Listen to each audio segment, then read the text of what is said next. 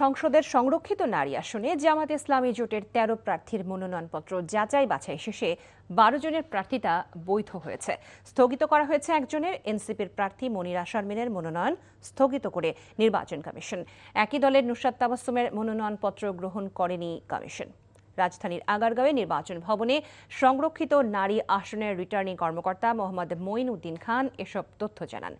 তিনি বলেন, সংরক্ষিত নারী আসনের প্রার্থী হিসেবে মনোনয়নপত্র জমা দেওয়া এনসিপির যুগ্ম আহ্বায়ক মনিরা শারমিনকে প্রয়োজনীয় কাগজপত্র জমা দিতে বলার জন্য আগামীকাল দুপুর ১২টা পর্যন্ত সময় দেওয়া হয়েছে।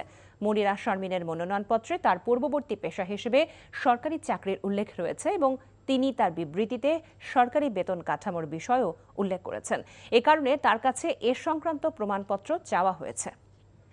ওনার পূর্ববর্তী পেশা চাকুরি এবং উনি যে স্টেটমেন্ট দিয়েছেন সেখানে গভর্নমেন্ট পে স্কেলের কথা উল্লেখ আছে।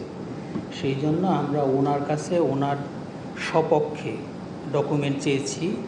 এখানে আরপিওর ১২ এখানে বলা আছে যে কেউ যদি সরকারি চাকরি করেন সেক্ষেত্রে ৩ বছরের একটা লিমিট দেওয়া আছে, এই জন্য চাওয়া হয়েছে।